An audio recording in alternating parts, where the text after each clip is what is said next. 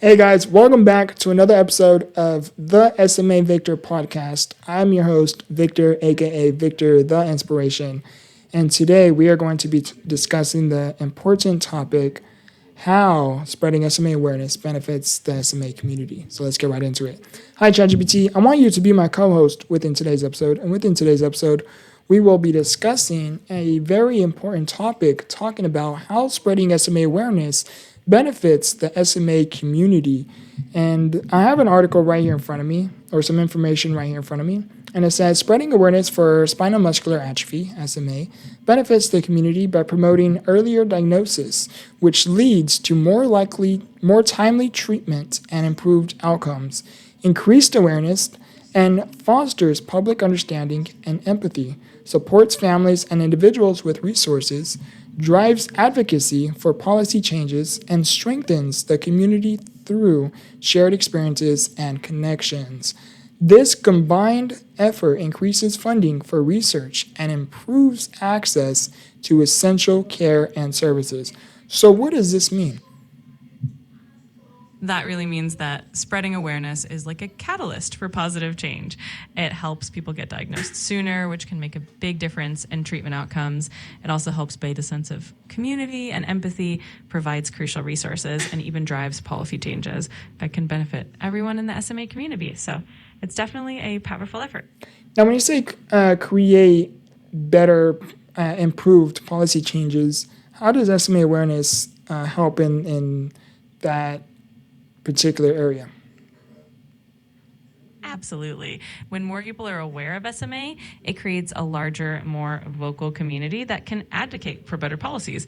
This means that lawmakers and stakeholders are more likely to listen and make changes that improve funding, access to treatments, and healthcare services. It also helps in ensuring that SMA is included in public health discussions and gets the resources it deserves. Yeah, the more people that know of this condition, which is why I try to speak as much as I can in regards to SMA, which is why I created and managed this YouTube channel, is because the more people that know of SMA, the more we spread awareness, the likelihood, one, it creates further medical treatment breakthroughs, but the likelihood of us reaching more people where it can come across an individual who specializes in a particular area or research development, or a certain scientist who is more advanced or knowledgeable in this particular area, and they come across like SMA and they're like, SMA, what kind of condition is that? Because there's so many conditions out there, diseases out there, where not one person can know of every condition that exists. There's like so many out there. And where I'm going with this is that the more we spread awareness, it can come across an individual who is like, hey, I never heard of that condition. Let me look into it. And it could spark their interest, or it could spark something that they specialize in. And they can, help make more medical treatment breakthroughs, whether it's through funding, advocacy, or even spreading awareness themselves. It really does benefit the SMA community. Absolutely. And you're spot on. It's like a ripple effect, right? The more people know about SMA, the higher the chances of attracting passionate experts and even just curious minds who can contribute to research and innovation. It's all about building a bigger network of support and knowledge, and that can only lead to better outcomes for everyone involved. Yeah, definitely. I would love to, seriously, I don't know, out of curiosity, what's the current record that someone has ever donated within the SMA community, particular Cure SMA?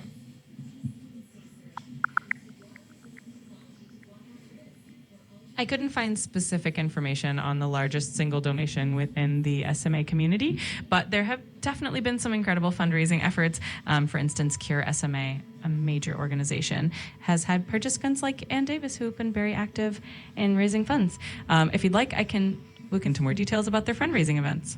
It's okay. I actually have a topic where we will be discussing this in a future video.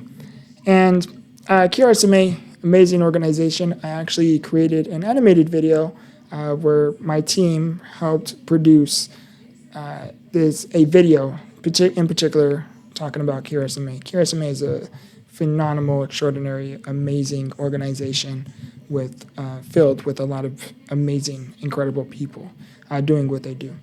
And anyhow, where I was going with that is the reason why I wanted to know that is because I would love to be part of breaking that record. I would love to set the bar even higher of what is deemed as possible. I would like to host or at least be a very big part to helping do a fundraiser, in particular with Cure SMA, but with anything that's going to benefit the SMA community, or Valley Children's Hospital, that as well. Two of my favorite organizations, and Make-A-Wish, three of my favorite organizations.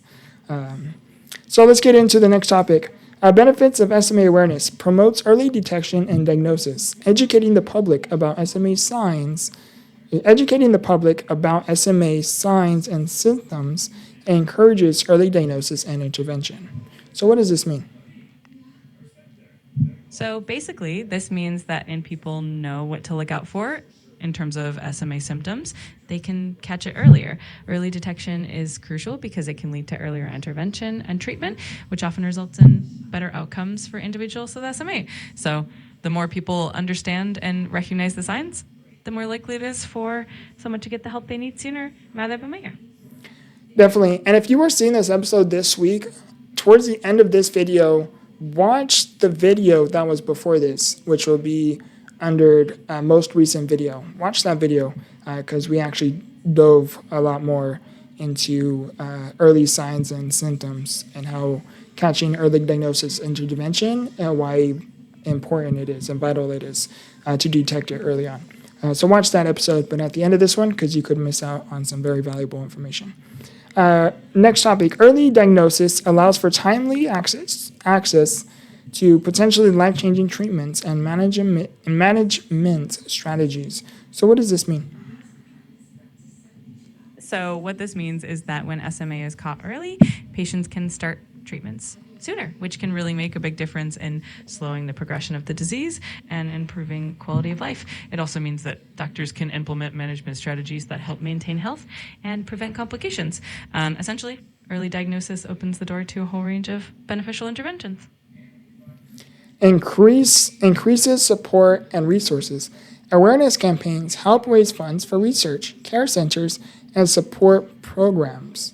Public understanding translates to greater support for families and improved access to essential care and services. So what do those two mean? So the first part is about how awareness campaigns help generate funding. When more people understand SMA, they're more likely to donate or support fundraising efforts, which means more money for research, specialized care centers, and programs that directly help patients and their families. The second part is about the impact of that understanding on families. When the public is more informed, there's more empathy, more resources become available, and families have better access to the care they need. It's all about creating a supportive environment for everyone involved. Definitely. And two, the more awareness too, when they come across what SMA is, the more awareness we get where, I experienced it, still experience it as well, where, somebody just sees you in a chair, and just because they see you in a chair, one, it's like a good and a bad thing in a weird way. It's a good thing because at least the people I've come across, at least 9 out of 10 times of them, I've been fortunate enough where people will come across me and they'll just think, I could do anything like an ordinary individual, except I'm just in a wheelchair, meaning like the physical strength aspect. They assume, they can give me, say, like a book or something like a plate even, and they assume I can hold it and carry it myself, but that is not the case. So where I'm going with this is bringing awareness, and also that's the bad thing of it. But the good thing of it is, they don't see me in a chair. They see me, a person. So it's a good and a bad thing, which is why. But I like to focus on the good thing. So anytime I do have those experiences, I try to be more positive, and I'm like, well, at least they don't see a wheelchair. They see a human. They see a person, and I find empathy within those moments. But the reason why I brought this up is because, bringing more awareness, when you bring more awareness about SMA, what it is, how it affects SMA patients, and all these variety of different things, and the more people that come across SMA and what it means and how it impacts SMA individuals, they become more knowledgeable, where the next time they come across someone in a wheelchair, they can be more empathetic and understanding in terms of like, hey, do you need help with your plate? Or, hey, do you need help with would you like me to carry this for you? Would you like me to put this in your backpack or whatever? Things like that. And but yeah, I wanted to emphasize on that as well. I absolutely love that perspective. It's true that awareness not only helps people understand the condition better, it also fosters empathy and makes interactions more positive and supportive. It's a wonderful way to look at it, and it definitely highlights the importance of continuing to spread that awareness. Thanks for sharing that. Drives advocacy and policy change. So SMA awareness drives advocacy and policy change. Widespread awareness empowers the community to advocate for legislative changes at the federal and state levels. And the second part is this advocacy has led to wins on issues like air travel, research funding, and access to care. I'll touch a little bit more about air travel in a second. ChatGPT, what do those two mean?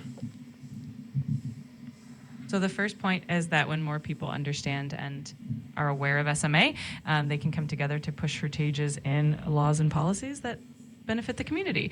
That means making sure that legislation at both the federal and state levels reflects the needs of SMA patients. The second point is about the tangible successes that have come from this advocacy, like improvements in our travel policies for people with disabilities, more funding for research, and better access to necessary healthcare services. It really shows how awareness can lead to real positive changes in people's lives.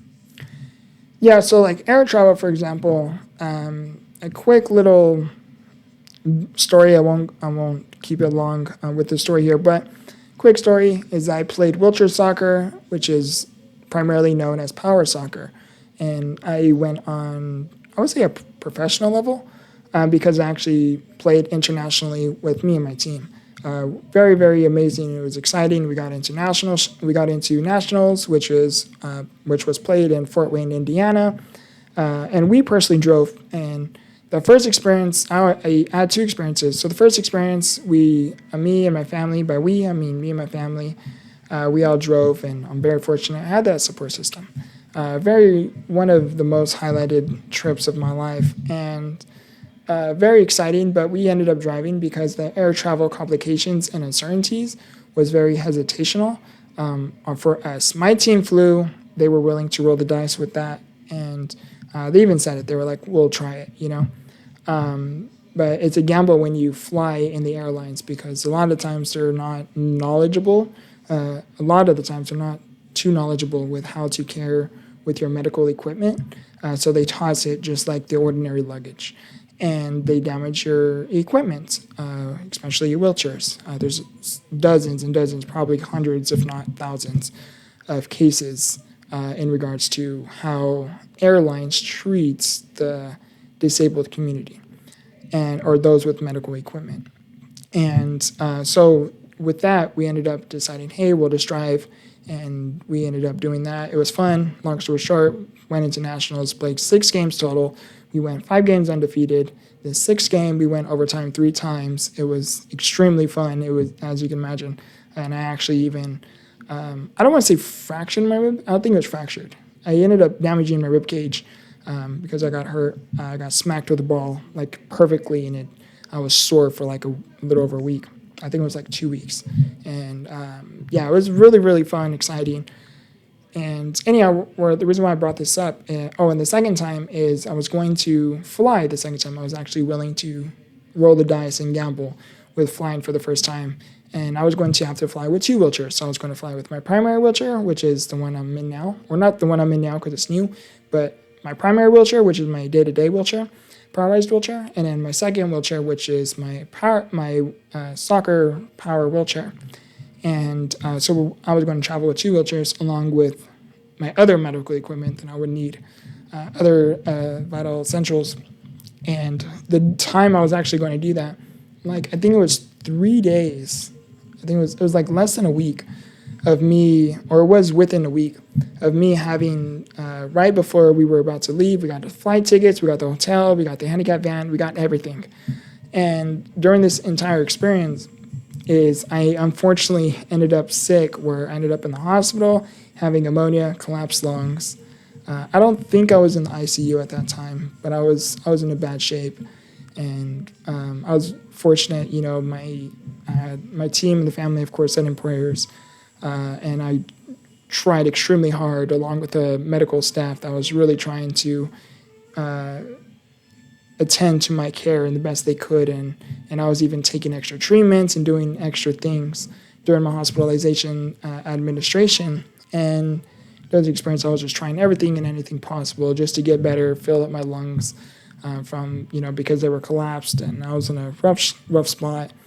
So unfortunately, I had to pull back last minute. But where I'm going with this is, one, I've never flown, but where I'm going with this is, the air travel, the more awareness you spread with SMA and with disability, we're able to create more breakthroughs in terms of airlines. And the good thing about this, the positive about this, is Delta Airlines is currently in the works of making it accessible and available, where you, as a disabled individual, can go onto the airlines with your wheelchair. So there is no need to transfer, and you don't have to worry about somebody else handling and managing your wheelchair. You don't have to worry about you getting to your destination and your handle's broken, or your back seat's broken, or something is broken off your wheelchair.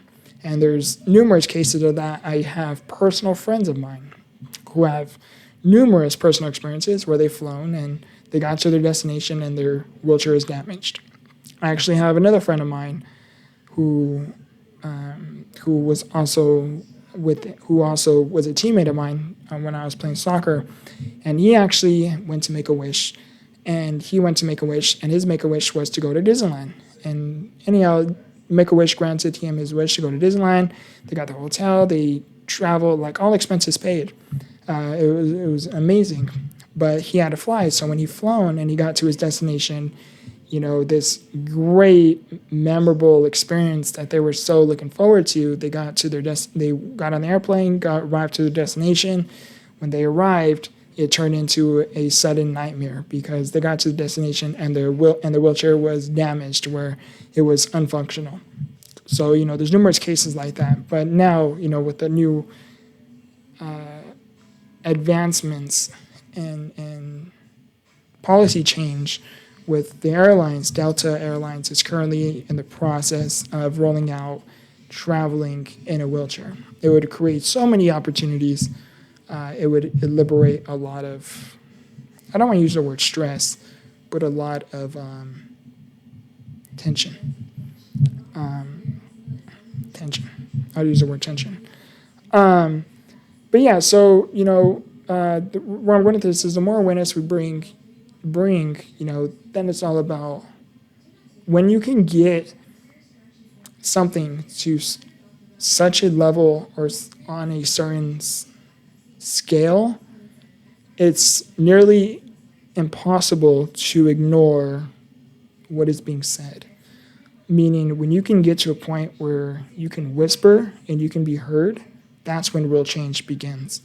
And I think I said enough there, but yeah, so I'll stop there. ChatGPT, what can you say to summarize everything I just shared? That was such a powerful story, and really illustrates the importance of awareness and advocacy. Essentially, your experiences highlight how critical it is for airlines to understand and accommodate the needs of individuals with disabilities. The progress with Delta is a huge win, and it shows how collective awareness and advocacy can lead to real, tangible improvements. It's definitely a great reminder that the more we speak out and raise awareness, the more we can create a world that's accessible and supportive for everyone. Thank you for sharing that. Yeah, definitely. Now let's move on to the next topic where it says build a stronger, more connected community. Awareness helps individuals feel less alone by connecting them with others who share similar experiences. That's one. Two, online platforms and events create spaces for sharing advice, finding support, and building a sense of belonging. Two, sharing personal stories helps the non disabled public understand the realities of living with SMA, fostering empathy and acceptance. Three, ChatGPT, with those three things I just shared, can you explain those three things? What they mean? Absolutely. So the first point is about how awareness helps individuals with SMA feel more connected by finding others who are going through similar experiences. Really reduces that feeling of isolation. And the second point is about the role of online platforms and events, which create a space where people can share advice, support one another, and really feel like they're part of a community. And the third point is about sharing personal stories, which really helps the broader public understand what life with SMA is like, and that fosters empathy and acceptance. It's all about building a stronger, more compassionate community. And the last topic here is improves access to and quality of care. So, one, increased awareness and funding help transform disease management strategies and policies, particularly in the pediatric population. And second, two, it also supports programs that provide crucial resources, such as equipment and care packages. Care SMA is actually doing a phenomenal, great job with their care packages. Yeah. Can you, ChatGPT, explain those two things? Of course, the first point is about how more awareness and funding can lead to better strategies and policies for managing SMA, especially in children. This means that pediatric care improves and the overall quality of treatment and support gets better for younger patients. The second point is about how this increased awareness and funding also supports essential resources like medical equipment and care packages that make a big difference in patients' daily lives. Care SMA in particular does an amazing job with these care packages. So it really all adds up to a stronger, more supportive network for those with SMA. Yeah, definitely. Again, Care SMA is such a great organization. If you are unfamiliar with them, check out my other video or look them up yourself. This is their actual website right here, caresma.org. Great website. I'm not sponsored. I'm not getting paid or anything like that. To say that, I'm genuinely just speaking that from the heart. ChatGPT. I think this was a really good episode. Another long one, but no, but I don't mind. It was a really, really, really great episode. I hope you guys personally enjoyed today's episode. ChatGPT, can you summarize? I want you to do two things. I want you to summarize today's episode within everything within the discussion, and second, I want you to give 3 key takeaways the audience can take away from this video. Absolutely. Here's a quick summary of today's episode. We explored how spreading awareness about spinal muscular atrophy, or SMA, benefits the community in multiple ways. We discussed how it promotes early diagnosis, leads to better treatment outcomes, drives funding and advocacy, and ultimately improves the quality of care and support available.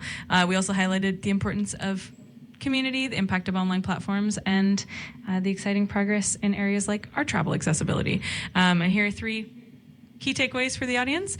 1, early diagnosis matters. Spreading awareness helps people recognize the signs of SMA earlier, which leads to timely treatment and better outcomes. 2, community and support. Awareness helps build a stronger, more connected community, reducing feelings of isolation and fostering empathy. 3, advocacy leads to change. As more people become aware of SMA, it drives advocacy that can result in real policy changes, like the improvements in our travel and access to care. Thanks for such an engaging discussion.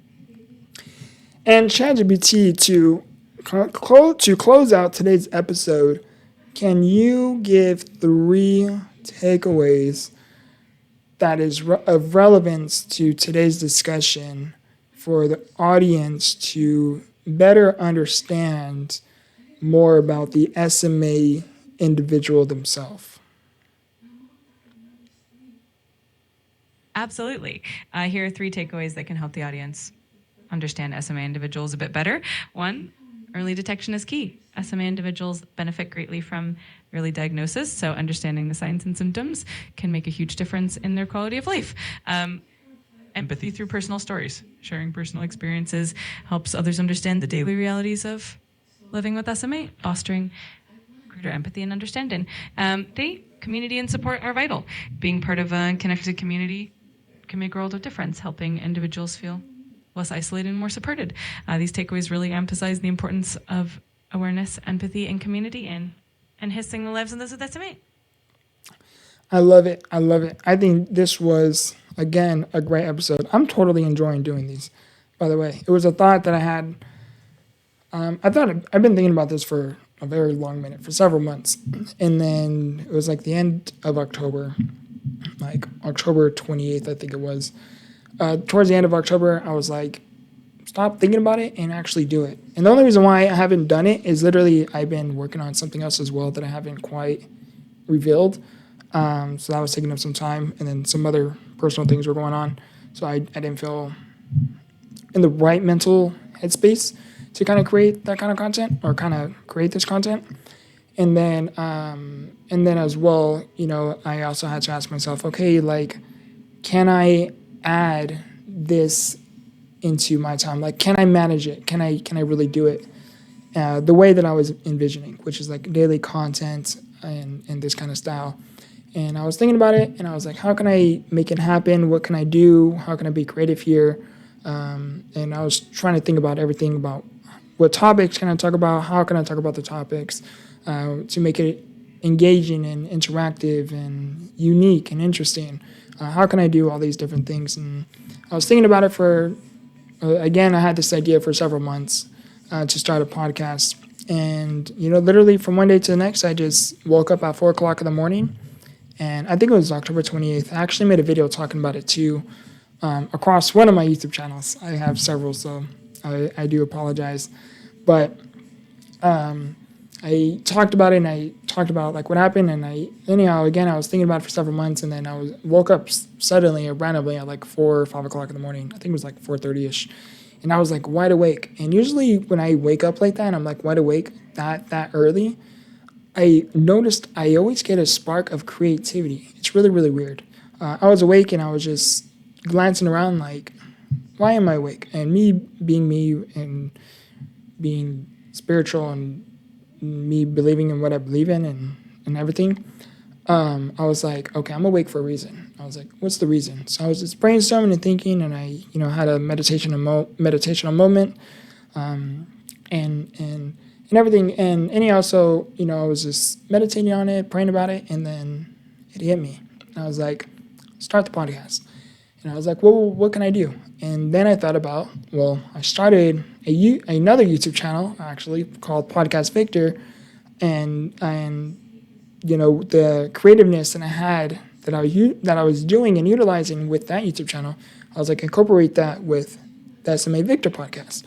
And began to do that. And I thought it was creative. I thought it was a genius idea. And I was like, it's either a good idea or a bad one. And I think it was probably one of the most greatest ideas I've had in a very long while. And so I literally, from one day to the next, one moment to the next, I was like, okay, what can I do? So then I was up that night and I had this idea.